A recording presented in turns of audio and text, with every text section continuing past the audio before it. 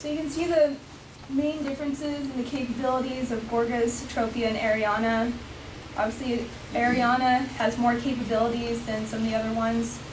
As far as economically, Atropia is severely degraded.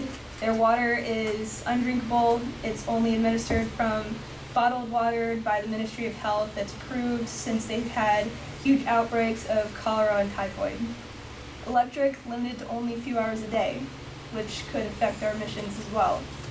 And it hurts economic development.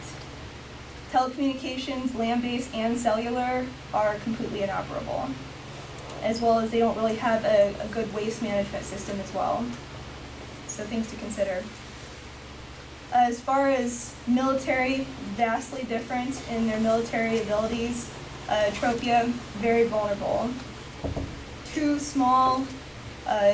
small insurgent groups, no chemical abilities, whereas you look at Ariana, where they actually do have chemical abilities. So the main difference is there, where they're weak, they would need support. Next slide. There are 3 operational strategic commands that are present as a threat in our operation. And then we also have a special forces team as well. Our main threat, the biggest threat, is OSC-3. They have 4 divisional subordinate task groups that are under them, and they're positioned along the border, along the Atropian Ariana border. So they're ready for any kind of sign of weakness to have force upon Atropia. So they're the ones that are our biggest threat. OCS-1 is about 50-65% capacity due to attack from Combined Joint Forces Air Component Command. So they're kind of hurting right now. Next slide. The OSC-2 is their more reserve command, primarily eastern side of Ariana. And then our second biggest threat would be the actual special forces teams.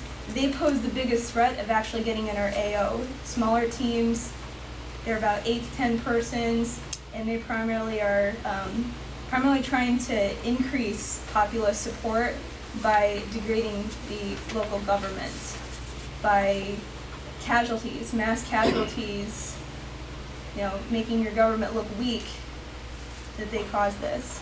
Next slide. So this is a good overview. Chaplain kind of hit on this for the most part. It's important to remember the non-military personnel as well. They can either hurt or help us.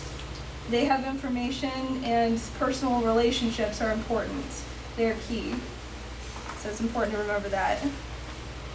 Next slide. As far as organizations, what I want you to take from this is the criminal organizations. All of them basically they operate in human trafficking and weapon smuggling. The main difference is the Alcazar cartel isn't actually known to operate in our AO yet. The other ones, they are known to operate in our AO, but that one's not yet. So that's the main differences, but it's human trafficking and weapon smuggling. There's also some non-state organizations and also religious conflict. So between Christians and Islamic organizations, they have things that are fighting amongst themselves.